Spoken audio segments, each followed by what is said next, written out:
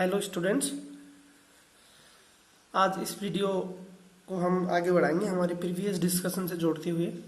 Topic हमारा chapter का नाम था हमारा फ्रॉम ट्रेड टू टेरिटरी, यानी कैसे एक ट्रेडिंग कंपनी टेरिटरी में तब्दील हो गई, कैसे वो राजशाही वर्ग में आ गई, इसको हम डिस्कस कर रहे थे।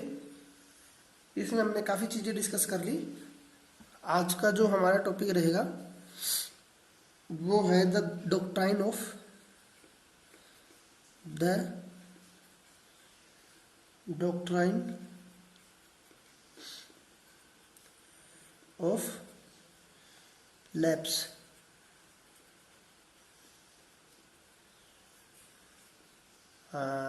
राज्य हड़प की नीति, या आप ये बोलो हड़प नीति। राज्यों को किस तरह से हड़प किया जाता था, इसको चलाने वाले जो गवर्नर जनरल थे उनका नाम था लॉर्ड डलहौजी।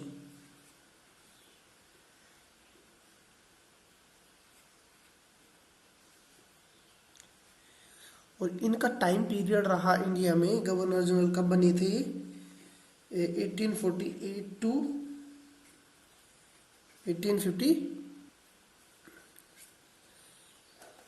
इन्होंने अपने कार्यकाल के दौरान ऐसे ऐसे काम किए, क्योंकि आपने सुना होगा कि 1857 में रिवोल्ट हुआ था, तो इनके द्वारा किए गए काम, इसमें उन्होंने आग में घी डालने का काम किया था। इस क्रांति के लिए इन्होंने कई ऐसे काम किए थे जिससे लोगों में रोष पैदा हो गया था। उनमें से एक था द डॉक्ट्राइन ऑफ लैप्स। और आपको बस इसमें मेन प्रोविजन क्या होता था, इसका प्रोविजन क्या था, इसका प्रोविजन ये होता था कि यदि कोई इंडियन रूलर किसी प्रकार का कोई मेल हेयर नहीं होता था उसके पास, if Indian ruler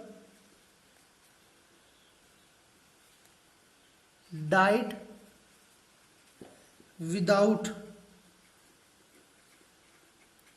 male heir। Heir का मतलब होता है वारिस। हेयर हो गया यहाँ आपका वारिस। मतलब डलहौजी ने एक नीति इंट्रोड्यूस की कि यदि इंडियन स्टेट के जो रूलर्स हैं, जो शासक हैं, उनके यदि कोई बेटा नहीं होगा तो वो राज्य अंग्रेजी राज्य में मिला लिया जाएगा। इसको बोला गया था द डॉक्ट्राइन ऑफ लैप्स। ये इसका मेन प्रोविजन था। अब बात ये आती है कि इसने सबसे पहले किस राज्य को मिलाया, तो 1848 में सबसे पहले इसने मिलाया सतारा। सतारा कहाँ है, पुणे सतारा, ये महाराष्ट्र का एक छोटा सा राज्य था, मतलब राजा का राज्य था, इसको मिलाया। इसके बाद में 1850 में इन्होंने मिलाया संबलपुर। 1850 में इन्होंने मिलाया संबलपुर।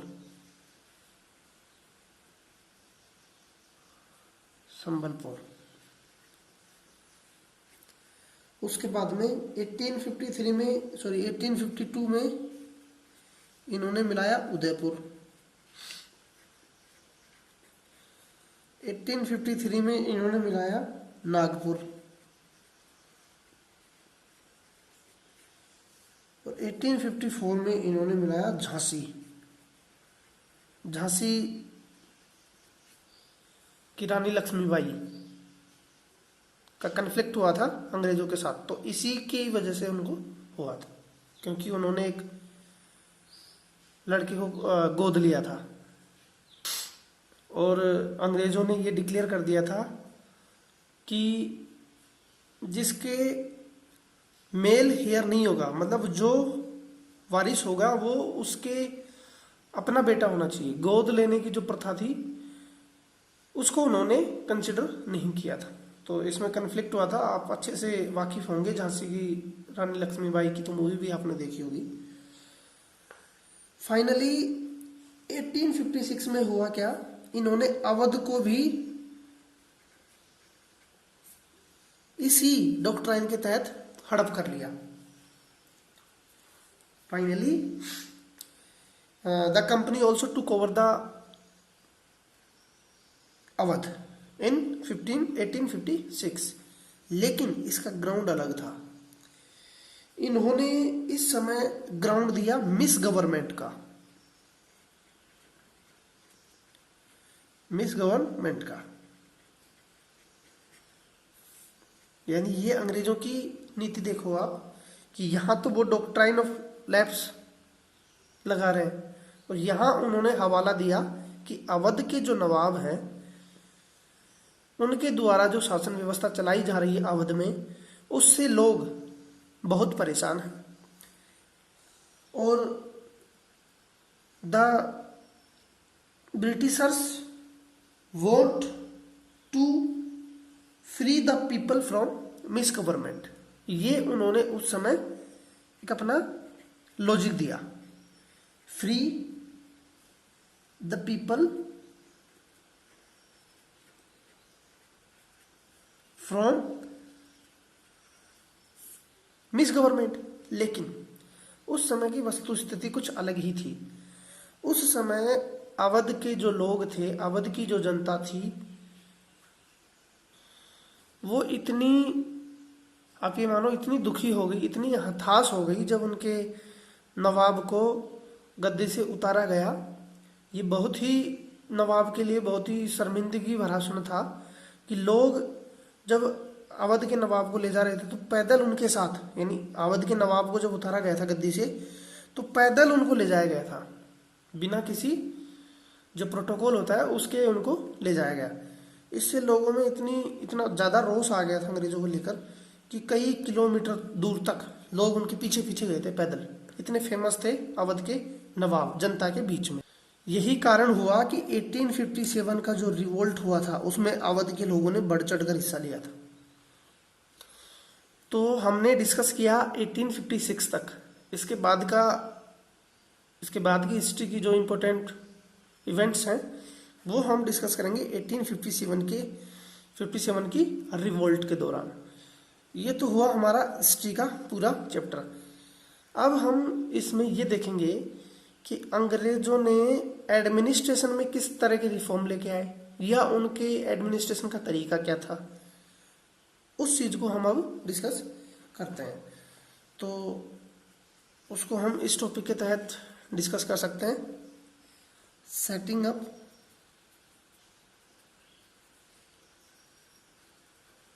New administration.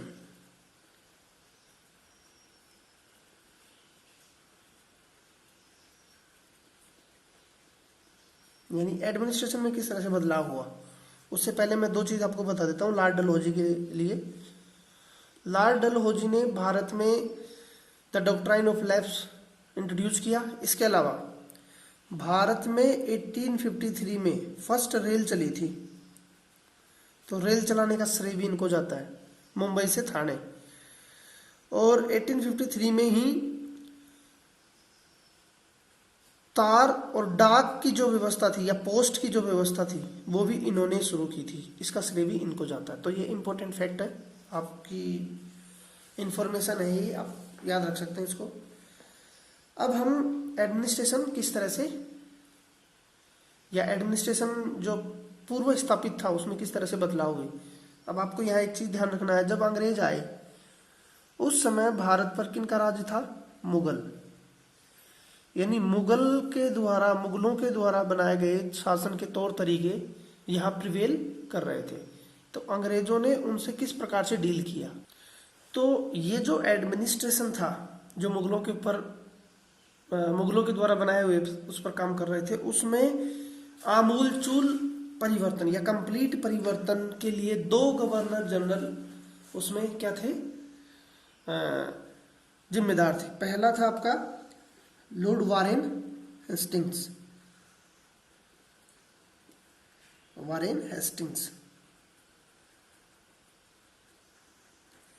इनका कार्यकाल रहा 1773 और 1785। वहीं 1786 में आए कॉर्नवालिस। कॉर्नवालिस गवर्नर जनरल जो आए, उनका भी प्रशासन में चेंज या नए शासन को, नए प्रशासन को एस्टेब्लिश करने में बहुत बड़ा रोल रहा। पहले हम डिस्कस कर लेते हैं वॉरेन हेस्टिंग्स ने क्या क्या किया। वॉरेन हेस्टिंग्स ने बहुत इंपॉर्टेंट रोल अदा किया किसमें, कंपनी के जो रूल है या कंपनी का जो पावर है उसको एक्सपेंशन करने में। वॉरेन हेस्टिंग्स ने कैसा सिग्निफिकेंट रोल प्ले किया। इस समय तक जब ये लॉर्ड वॉरेन हेस्टिंग्स आया, इसके समय तक न केवल अंग्रेज बंगाल में अपितु आपके मद्रास और आपके बॉम्बे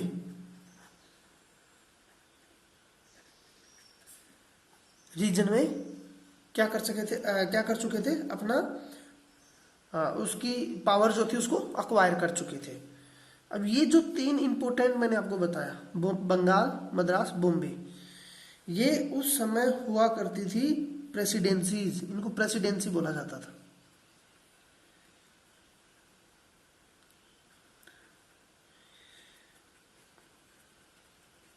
होता क्या था कि इंडिया जो था उसके शासन को तीन प्रेसिडेंसी के तहत बांट रखा था, बंगाल, मद्रास और बॉम्बे। 1773 तक आते आते इन तीनों जगह पर इनका कंप्लीट शासन एस्टेब्लिश हो गया था। कारण क्या था कि सदर्न इंडिया में यानी बंगाल में तो किस तरह से हुआ ये हमने डिस्कस किया, मद्रास में भी हमने डिस्कस किया, बॉम्बे में भी हमने डिस्कस किया। इनका जो मेन कंपिटिटर थे वो थे फ्रांसी, और फ्रांसियों के साथ उनका युद्ध हुआ था 1765 में, वोंडिवोस का युद्ध। उसके बाद में फिर अंग्रेजों ने अपनी सत्ता स्थापित कर दी थी और उन्होंने तीन प्रेसिडेंसी बनाई थी। प्रेसिडेंसी में होता क्या था कि बंगाल का गवर्नर होता था एक मद्रास का गवर्नर, एक बॉम्बे का गवर्नर। तो 1773 से पहले, क्योंकि अंग्रेज तो 1764 में ही बक्सर के युद्ध से आगे बढ़ने शुरू हो गए थे, तो 1773 से पहले बंगाल का गवर्नर जनरल ही इन सब का प्रमुख होता था। यानी इसकी बात ये लोग माने जाते, गवर्नर इसका भी अलग होता था, इसका भी अलग होता था।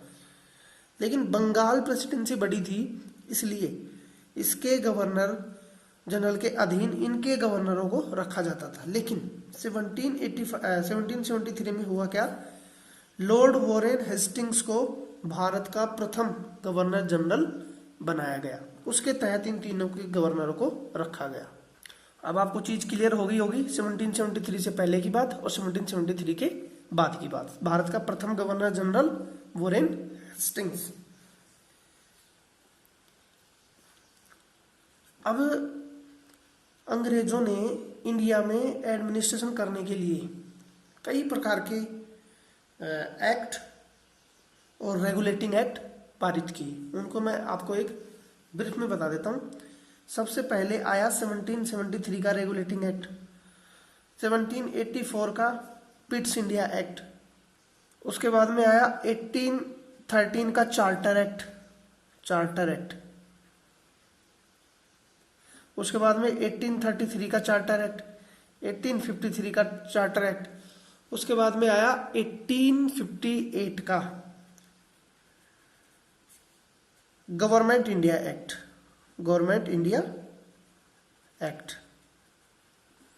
इसके बाद में आया 1861, इसके बाद में आया आपका इंपॉर्टेंट यदि हम डिस्कस करें तो 1892, इसके बाद में आया आपका 909, इसके बाद में आया आपका 1919 और लास्ट में आया था 1935 और इसके बाद में लास्ट में आया था 1947 का इंडिपेंडेंस एक्ट ऑफ इंडिया। इतने सारे एक्ट इंडिया के शासन को रेगुलेट करने के लिए वहां की पार्लियामेंट ने पास किए थे। अब आपको समझ में नहीं आएगा कुछ चीजें, मैं क्लियर कर देता हूं कि जैसे मान लो ये इंडिया था, यहां अंग्रेजों का शासन था, लेकिन अंग्रेजों को अनुमति कौन दे रहा था? British government. अब ब्रिटिश गवर्नमेंट में कैसा सिस्टम था? पार्लियामेंट्री फॉर्म ऑफ गवर्नमेंट था, यानी पार्लियामेंट वहां शासन चलाती थी। तो पार्लियामेंट के दो अंग हुआ करते थे, अभी भी वही है, हाउस ऑफ लॉर्ड्स और हाउस ऑफ कॉमन्स। ये होता है उच्च सदन और ये होता है निम्न सदन, lower house upper house. House of Commons के जो लोग हैं वो रिप्रेजेंटेटिव होते हैं लोगों के, इनमें लोग चुनकर जाते हैं, तो ज्यादा रूल रेगुलेशन बनाने का काम इनका था, हाउस ऑफ कॉमन्स। हालांकि अभी हम सिविक्स डिस्कस नहीं कर रहे हैं, तो वापस यहीं शिफ्ट करेंगे। तो यहाँ कोई एक्ट पार्लियामेंट में रखा जाता था, उस पर बहस होती थी कि इंडिया में शासन को किस प्रकार कंट्रोल किया जाए, किस प्रकार से गवर्न किया जाए, इसको लेकर एक्ट बनते थे। उन्हीं एक्टों का ये परिणाम है। सबसे पहले पार्लियामेंट ने 1773 में रेगुलेटिंग एक्ट पारित किया, फिर पिट्स इंडिया एक्ट, ऐसे अलग अलग एक्ट, चार्टर पास किए गए थे, जिनके मैंने आपको यहाँ वो बताया। इनमें कुछ अलग अलग प्रोविजंस होते थे, हम अभी डिस्कस करेंगे 1773 के इंपॉर्टेंट प्रोविजंस। तो 1773 में हुआ क्या था? ये रेगुलेटिंग एक्ट था। इसमें सबसे पहला काम क्या किया गया कि बंगाल का जो गवर्नर था उसी को भारत का गवर्नर जनरल बना दिया गया था, पहला काम। अब आपको पता लग गया होगा कि भारत के गवर्नर जनरल सबसे पहले कौन थे। इसको कंट्रोल करने या इसकी सहायता करने के लिए एग्जीक्यूटिव काउंसिल बनाई गई थी। ये आपके काम की चीज नहीं है। अब इसमें सबसे इंपॉर्टेंट चीज ये है कि 1774 में कलकत्ता में एक सुप्रीम कोर्ट एस्टैब्लिश किया गया,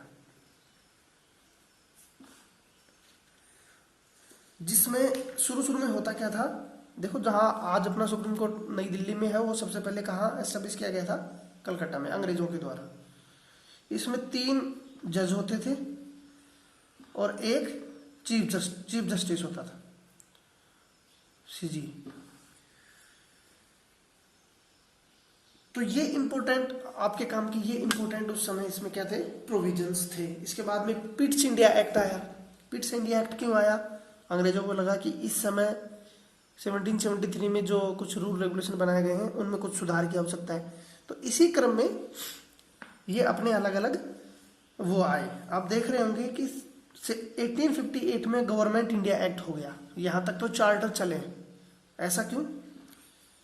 क्योंकि 1857 की रिवोल्ट के बाद में 1858 में जो शासन था, जो कंट्रोल था, वो ताज के पास आ गया था, यानी डायरेक्टली गवर्नमेंट ने एक्वायर कर लिया था। इससे पहले कंपनी का शासन था, इसीलिए गवर्नमेंट इंडिया एक्ट इसको बोला जाता था।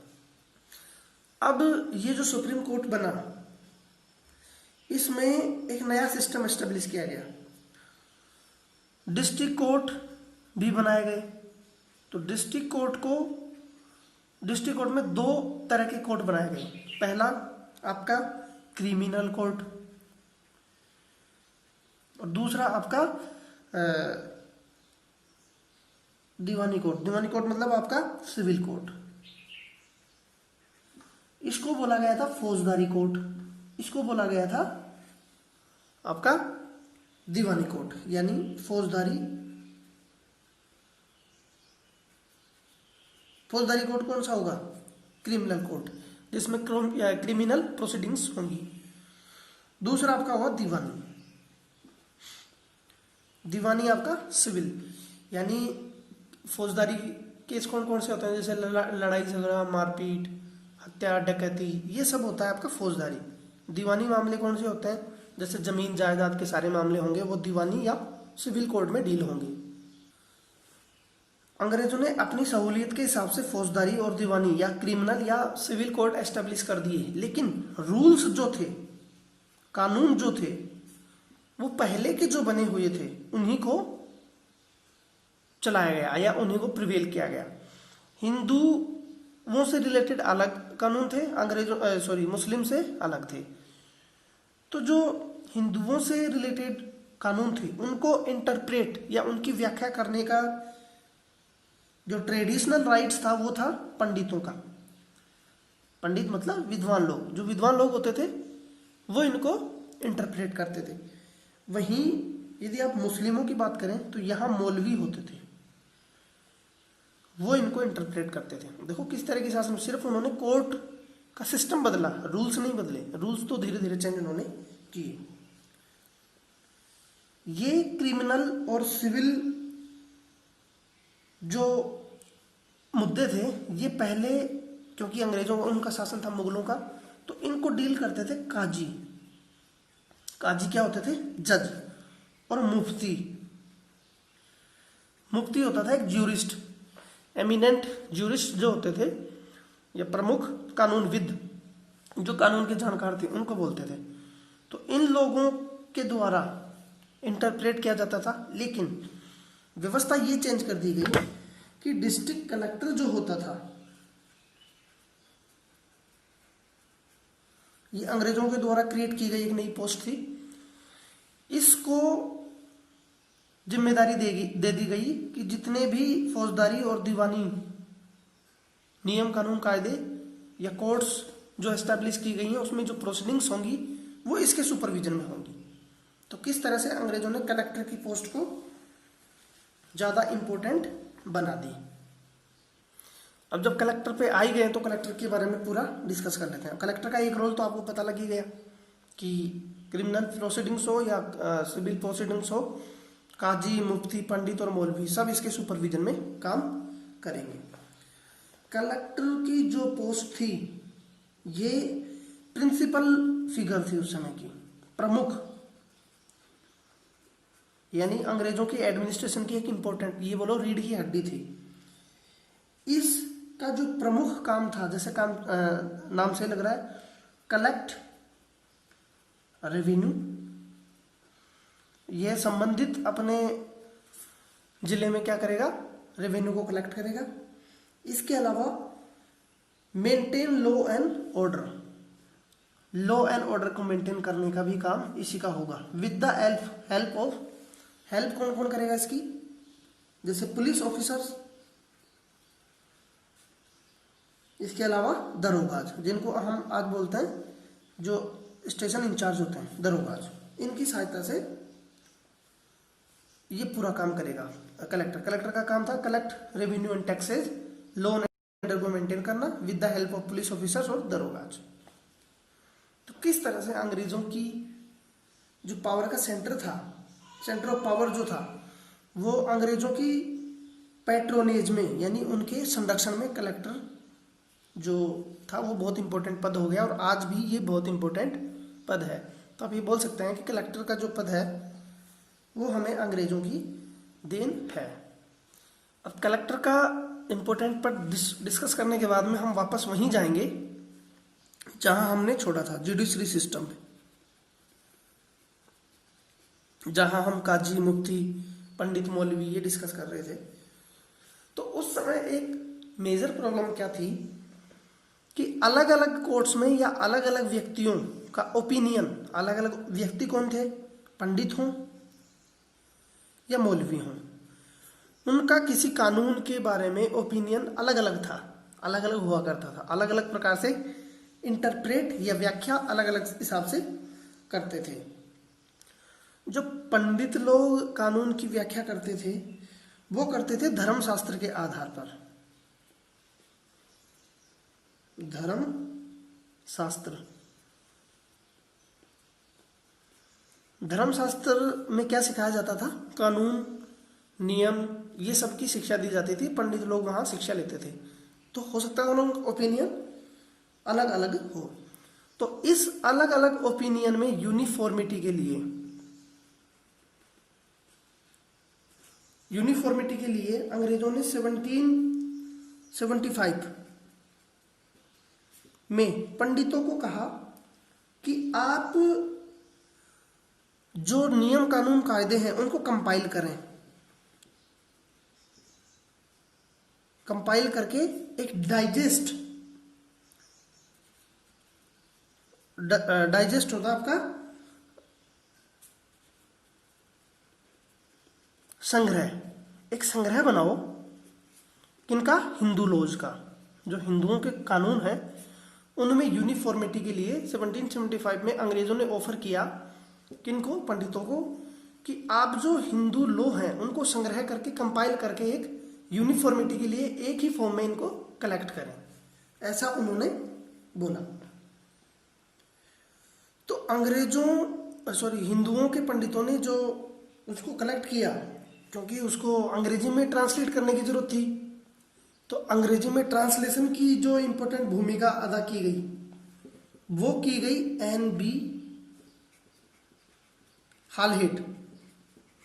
इन्होंने जो हिंदी या संस्कृत में जो डाइजेस्ट या संग्रह किए गए थे हिंदू लॉज को, उनको क्या किया, इंग्लिश में ट्रांसलेट किया। 1778 तक the code of Muslim laws, code of Muslim laws, इनको भी संग्रह कर लिया गया था।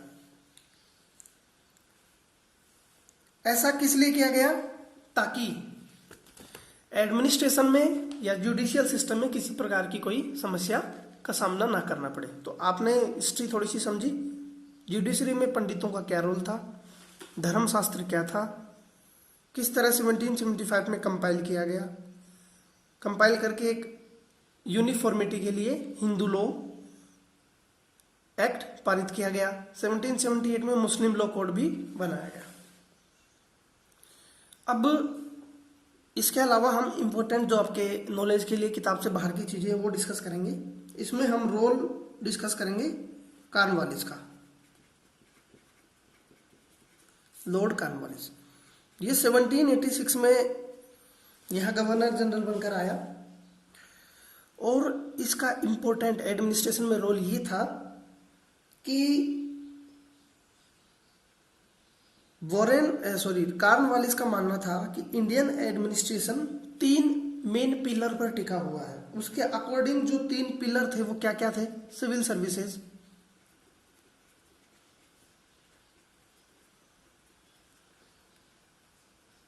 आर्मी और पुलिस।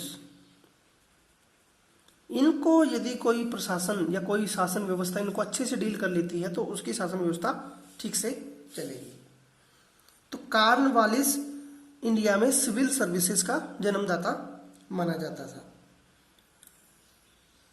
सिविल सर्विसेज में इंपॉर्टेंट जो पद होते थे, जैसे सुप्रिंटेंडेंट ऑफ पुलिस, आपके कलेक्टर्स और जितने प्रशासनिक अधिकारी होते थे वो इनके तहत उनका रिक्रूटमेंट होता था और उनको रिक्रूट किया जाता था। 1833 तक सिर्फ इसमें पार्टिसिपेट करते थे, 1853 तक इसमें पार्टिसिपेट करते थे केवल इंग्लिशर्स या अंग्रेज लोग। अंग्रेजी लिख देता हूँ। 1853 में इसको सभी के लिए ओपन कर दिया गया। इसमें बोला गया कि इंडियंस भी इसमें पार्टिसिपेट कर सकते हैं। तो जब अंग्रेजों ने ये अपॉर्चुनिटी दी तो सबसे पहले सिविल सर्वेंट बनकर आए Satyendranath Thakur.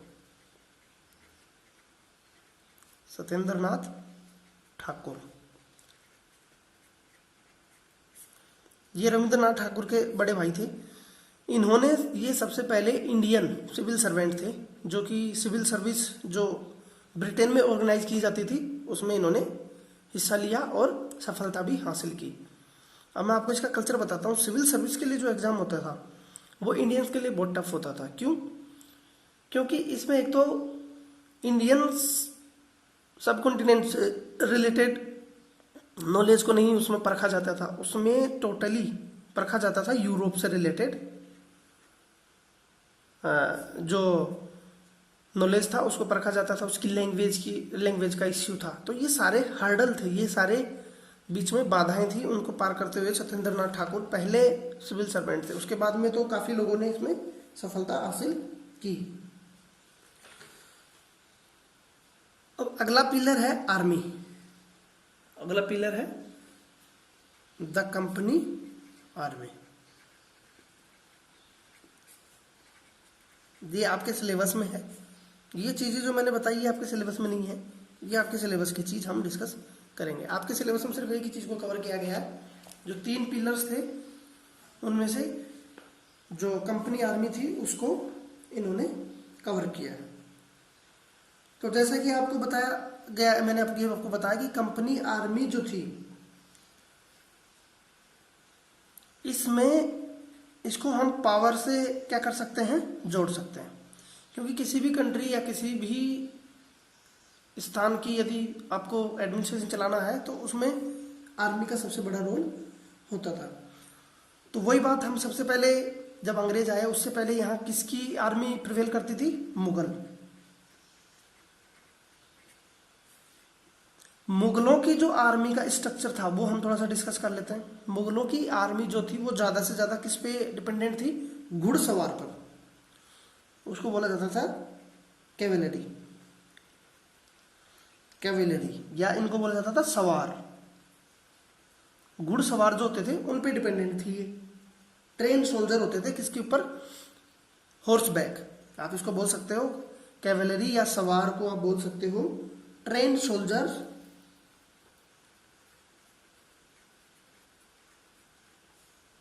On horse back, घुड़सवार। बात तो वही हुई। इसके अलावा दूसरा जो होता था वो होता था इन्फेंट्री। इन्फेंट्री होती थी पैदल सेना, इसको बोला जाता था पैदल सेना।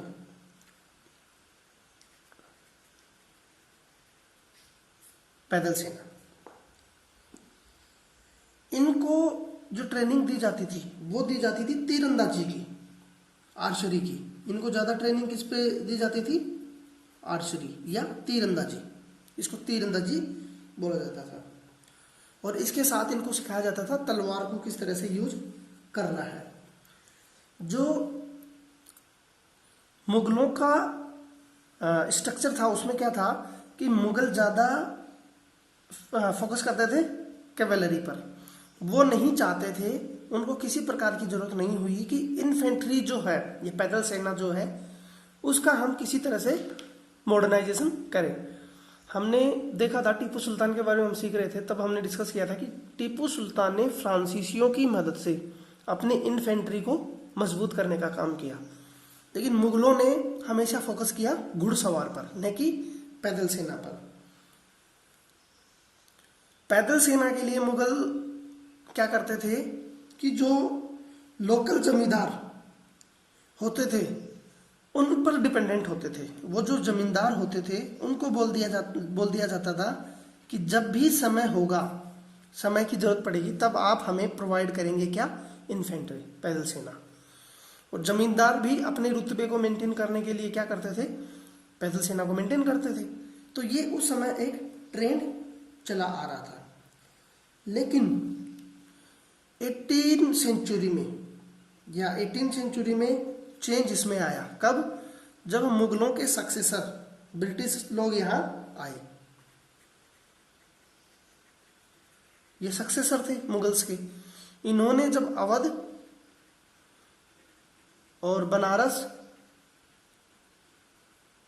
जैसे जो मुगलों के ठिकाने थे उनको जब अक्वायर कर लिया या उनको ऑक्युपाई कर लिया, तो इन्होंने नए हिसाब से रिक्रूटमेंट और ट्रेनिंग चालू कर दी।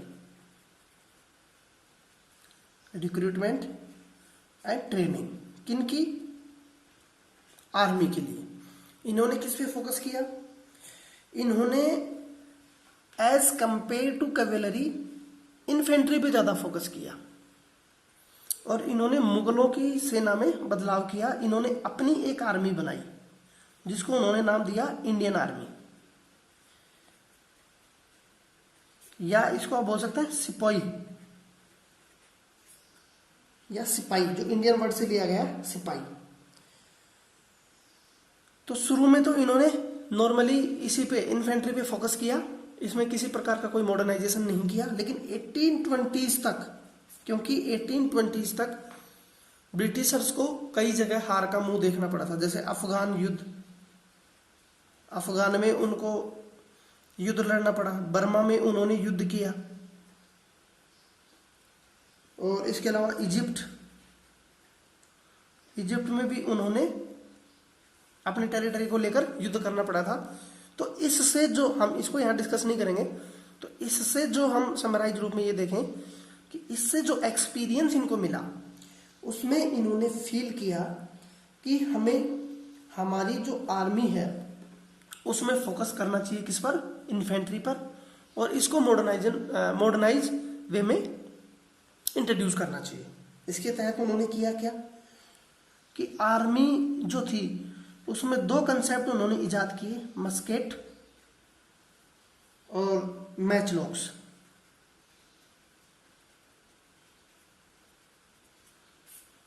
इसके तहत क्या किया गया, मस्केट जो है वो जो गन होती है ना, गन, हैवी गन, उसका इस्तेमाल करने के लिए एक विंग या एक पूरी इन्फेंट्री जो थी वो उन्होंने एस्टेब्लिश की, यानी यहां से उन्होंने गोला बारूद का इस्तेमाल करने पर जोर दे दिया।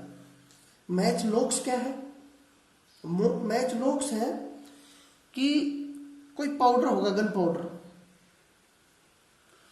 पाउडर होगा, उसको मैच बॉक्स की सहायता से इग्निशिएट करना है, यानी टोटली वो गन पाउडर या गन पर डिपेंडेंट होना शुरू कर दिया। ये आप दोनों वर्ड के मीनिंग आपको पता होना चाहिए। मस्केट में गन का यूज किया जाता था, मैच लॉक्स में गन पाउडर को मैच की सहायता से इग्निशिएट किया जाता था। तो इन पे वो फोकस करना शुरू कर दी। उन्होंने मिलिट्री रिक्रूटमेंट और इन्फेंट्री जो रेजिमेंट था उन पर ज्यादा फोकस करना शुरू कर दिया। अपने हिसाब से रिक्रूटमेंट करते थे, इन्फेंट्री की क्या बनाने शुरू कर दी उन्होंने, रेजिमेंट्स।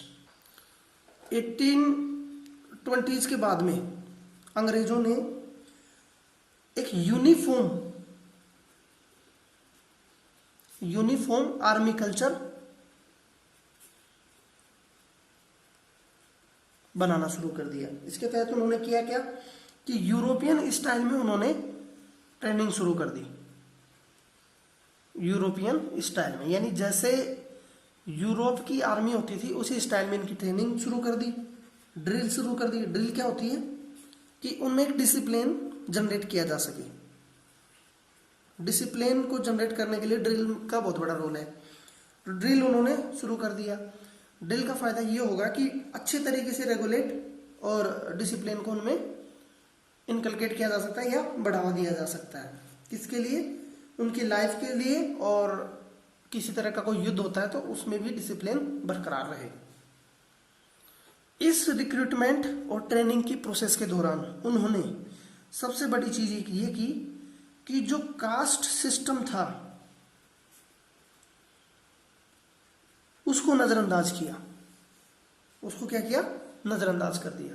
क्योंकि पहले जब मुगल या उससे पहले के जो एंसेस्टर थे, जो शासक हुए थे, उनमें कास्ट सिस्टम को पूरी तरह से ध्यान रखा जाता था मिलिट्री के रिक्रूटमेंट में। लेकिन अंग्रेजों ने जब रिक्रूटमेंट किया तो इन्होंने कास्ट सिस्टम का ध्यान नहीं रखा। जो भी एबल या योग्य उम्मीदवार थे, कैंडिडेट थे, उनको इन्होंने सिलेक्ट किया। तो क्योंकि इंडियन सोसाइटी में ये सब चीजें बहुत अच्छे से जड़ तक जमी हुई थी, तो क्या लोग इस सिस्टम को पचा पाएंगे? नहीं पचा पाएंगे। तो जो कास्ट सिस्टम था वो भी अंग्रेजों के खिलाफ 1857 की जो रिवोल्ट हुई थी उसमें एक इंपॉर्टेंट रोल इसने अदा किया।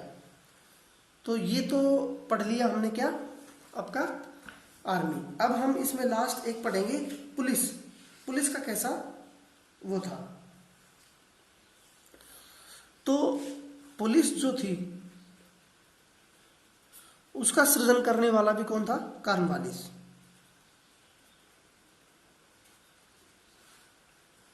कानून व्यवस्था को बनाए रखने के लिए उसने एक रेगुलर पुलिस टीम की, या पुलिस, आप ये बोलो पुलिस की उसने स्थापना की। और इसके लिए उसने क्या की, पुलिस स्टेशनों की पुरानी जो व्यवस्था थी, पुरानी इंडियन जो व्यवस्था थी पुलिस स्टेशन की, उसमें फेरबदल किया। पुलिस स्टेशन में उसमें फेरबदल किया, इनका मॉडर्नाइजेशन उसने किया।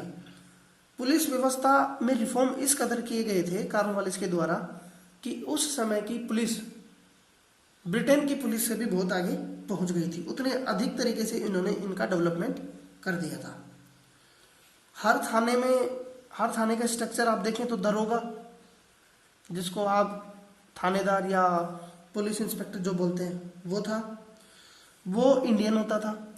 और जो पुलिस सुप्रिटेंडेंट ऑफ पुलिस होता था, वो होता था अंग्रेजों का, जो कि सिविल सर्वेंट होता था। एक अंग्रेजों का होता था, ये इंडियंस होते थे। और पुलिस के जो ऊंचे पद थे उन सभी में इंडियंस को नहीं रखा गया था। उनमें कौन होते थे, ये आपके अंग्रेज होते थे। तो इस तरह का उस समय का स्ट्रक्चर था। तो ये आपका तीनों मैंने सेवाएं आपको थोड़ी थोड़ी बताई। कंक्लूजन इसका देख लेते हैं।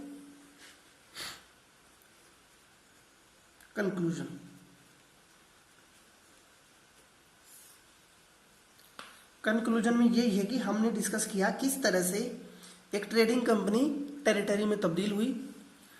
ये पूरी चीजें, पूरी प्रोसेस हमने इसमें डिस्कस किया। और इसमें जो मेन रोल हुआ वो हुआ स्टीम टेक्नोलॉजी का।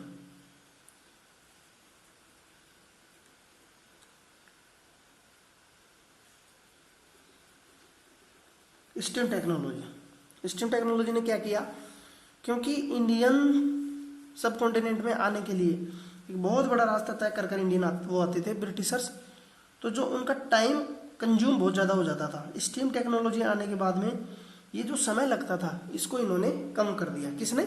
स्टीम टेक्नोलॉजी ने। तो इसने बहुत बड़ा रोल अदा किया।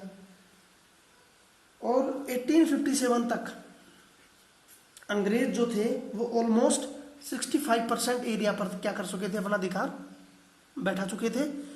और 78% लोगों पर डायरेक्ट रूल वो करते थे। ये उस समय का सीन था। इसी में ये तो आपका कंक्लूजन। इसी में एक चीज और हम देखेंगे, स्लेवरी। मैं मैप की सहायता से आपको बता देता हूं। जैसा कि मैप आप देख पा रहे होंगे, सबसे पहले 17 या 16 सेंचुरी में स्लेव ट्रेड जो है, ये दासों का जो व्यापार की जो प्रथा है वो चालू हुई। कब से? जब यहाँ इंडस्ट्रियलाइजेशन हुआ यूरोपियन कॉन्टिनेंट में। तो हुआ क्या, जो अग्रणी देश थे, जो प्रधान देश थे, जैसे आपकी फ्रांस, स्पेन, यूके, जर्मनी, इन लोगों को ज़्यादा आवश्यकता किसकी हुई? लेबर की, क्योंकि यहाँ की पॉपुलेशन लिमिटेड थी। तो यहाँ के लोग धीरे धीरे बाहर निकले और उन्होंने अफ्रीका में देखा, कुछ लोग दक्षिण अमेरिका में गए, कुछ लोग यहाँ भी गए, कुछ लोग एशिया में भी आए। तो सबसे पहले वो अफ्रीका और साउथ अमेरिका में आए। यहाँ से लोग बहुत आसानी से मिल जाते थे। इनको इकट्ठा किया जाता था पोर्ट्स पर और यहाँ से इनको ले जाया जाता था और यहाँ काम करवाया जाता था। तो ये स्लेवरी हुआ करती थी। इनको किसी प्रकार का कोई रिम्यूनरेशन या किसी प्रकार की कोई तनख्वाह वगैरह नहीं मिलती थी, सैलरी नहीं दी जाती थी। तो इन लोगों को यहाँ ले जाया जाता था और काम करवाया जाता था। इनकी जो कंडीशन थी वो इतनी इनह्यूमन, अमानवीय थी कि जब इनको ट्रांसपोर्ट किया जाता था शिप्स में, तो जैसे गाय भैंस इनको नहीं भरते, इस प्रकार से भरकर ले जाया जाता था। इतने बड़े रूट में जब यहाँ से ये मानो 100 आदमी ले जाते थे, तो ऐसा बताया जाता था कि मोर देन 30% लोग तो उसी में डेथ कर जाते थे, ट्रांसपोर्टेशन रूट के तहत ही। हालांकि 1834 से ये जो स्लेवरी थी इसको अबोलिश करना शुरू कर दिया था। तो ये स्लेवरी मैं आपको थोड़ा सा बताना चाह रहा था, जिससे आप उसको कनेक्ट कर सकें। ये रहा हमारा पूरा चैप्टर। इससे आगे की चीज़ें या आगे का चैप्टर जो भी होगा अगले डिस्कशन में हम देखेंगे। Thank you very much.